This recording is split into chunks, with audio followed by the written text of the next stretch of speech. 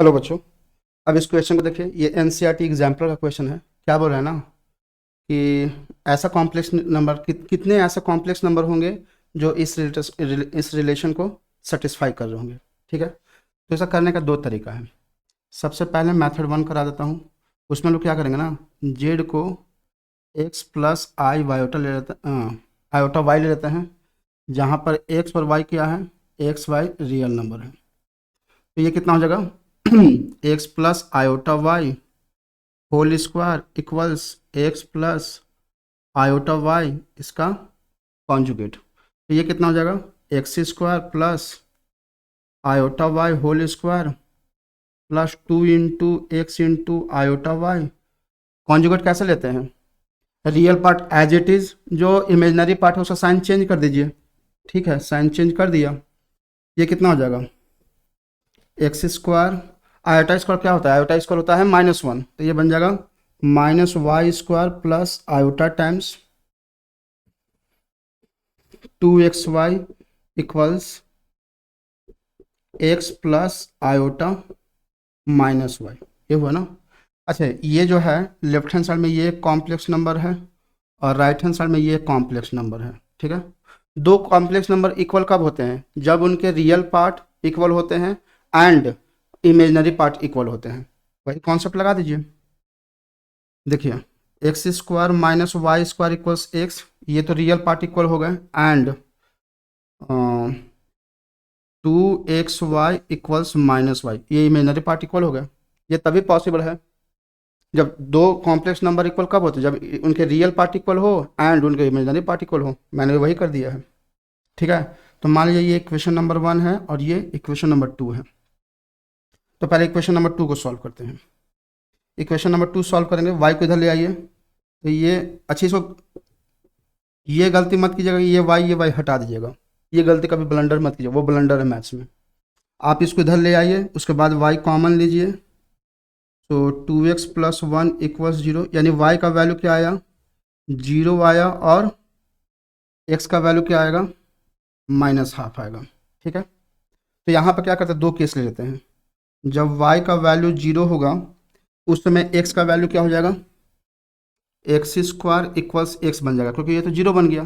फिर से वही बात, इसको कैंसिल आउट मत कीजिएगा, इसको लेफ्ट हैंड साइड में लाइए और x को कॉमन लीजिए। x का वैल्यू क्या आया, 0 आएगा या फिर 1 आएगा। तो वो कोऑर्डिनेट फॉर्म में लिखिए ना, 0,0 और 1,0। ठीक है, दूसरा केस कौन सा था, दूसरा केस हम लोग ये ले लेते हैं, x इक्वल्स हाफ का। तो अगर x इक्वल्स -½ का, तो यहाँ पर सब्स्टिट्यूट करेंगे तो क्या आएगा, 1/4 -y² इक्वल्स -1/2। तो यहाँ करता हूँ, तो बन जाएगा y² इक्वल्स 1/4 प्लस 1/2। तो y² इक्वल्स 1/4 प्लस 2/4। तो y² का वैल्यू कितना आएगा, 3/4। तो y का वैल्यू कितना आएगा, ±√3/2। कोऑर्डिनेट वे में लिखिए तो क्या आ जाएगा, -½ कॉमा -√3/2 -½ कॉमा +√3/2। ठीक है, तो ऐसा 4 कॉम्प्लेक्स नंबर होंगे। वो 4 कॉम्प्लेक्स नंबर कौन कौन होंगे, जेड इक्वल्स, एक तो ये वाला 0,0, तो ऐसा लिख लीजिए 0 प्लस आयोटा 0। सेकेंड कितना हो जाएगा, 1,0, तो ये बन जाएगा 1 प्लस आयोटा 0।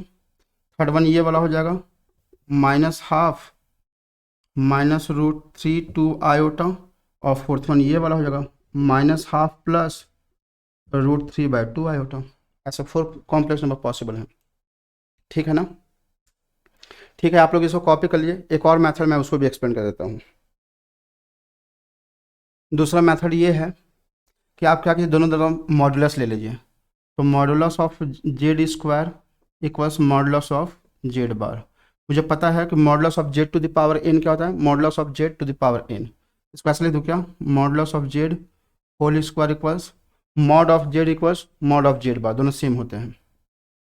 ठीक है, फिर से वही बात, इसको कैंसिल आउट मत कीजिएगा, इसको लेफ्ट हैंड साइड में ले आइए और कॉमन ले लीजिए। यहाँ से क्या पता चला, तो मॉड ऑफ जेड इक्वल्स 0 होगा या फिर मॉड ऑफ जेड इक्वल्स 1 होगा। ठीक है ना, रुकिए अभी। मॉड ऑफ जेड इक्वल्स 0, कौन सा ऐसा कौन सा कॉम्प्लेक्स नंबर है जिसका मॉड 0 होता है, तो वो है जेड इक्वल्स 0 प्लस आयोटा 0। आप क्या कीजिए, इसको यहाँ पर सब्स्टिट्यूट करके वेरीफाई कीजिए, ये सही आएगा। अब आते हैं मॉड ऑफ जेड इक्वल्स 1, तो ये तो यूनि मॉडुलर बन गया, तो इसको कैसे लिखेंगे, जेड इक्वल्स 1 बाई जेड बार। ठीक है, तो यहाँ से हम लोग क्या लिख सकते हैं, यहाँ से लिख सकते हैं क्या, Z bar equals 1 by Z. Question में क्या गिवन है, Z square equals Z bar की जगह ये डाल दीजिए ना, तो Z square equals 1 by Z, cross multiply कीजिए तो Z cube minus 1 equals 0, A cube minus B cube लगाइए ना, क्या आएगा, A minus B into A square plus A B plus B square equals 0। यहाँ से लिख सकते हैं क्या, यहाँ से दो केस आएगा, जेड इक्वल्स 0 आ जाएगा या फिर Z square plus Z plus 1 equals 0 आ जाएगा। ठीक है, तो यहाँ से क्वाड्रेटिक का फॉर्मूला लगा दीजिए, z equals minus b plus minus b square minus 4ac divided by 2a।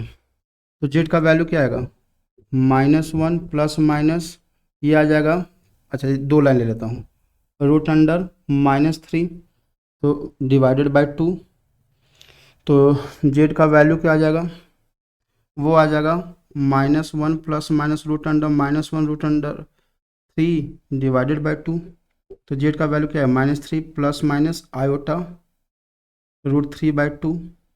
तो दो आया, एक आया जेड इक्वल्स -1/2 प्लस आयोटा √3/2 और दूसरा आया जेड इक्वल्स -1/2 माइनस आयोटा √3/2। कितने कॉम्प्लेक्स नंबर हो गए, एक तो यहाँ पर है, एक यहाँ पर है, सेकंड वन, थर्ड वन यहाँ पर है और फोर्थ वन कहाँ है, फोर्थ वन यहाँ पर है। ठीक है, ये मेथड 2 से आंसर आ गया। ठीक है बच्चा, कैसा लगा एक्सप्लेनेशन, आई होप आप लोग को एक्सप्लेनेशन समझ में आया होगा। ठीक है, ऐसा ही वीडियो अगर और भी चाहिए तो मेरे चैनल को सब्सक्राइब करें, इस वीडियो को लाइक करें और वीडियो को ज़्यादा से ज़्यादा शेयर करें। आप लोग के लिए ऐसे ही एनसीईआरटी एग्जाम्पलर और आईआईटी के जो प्रीवियस क्वेश्चन होते हैं ना, वो सारे मैं ऐसे ही एक्सप्लेन करते चला जाऊँगा। ठीक है।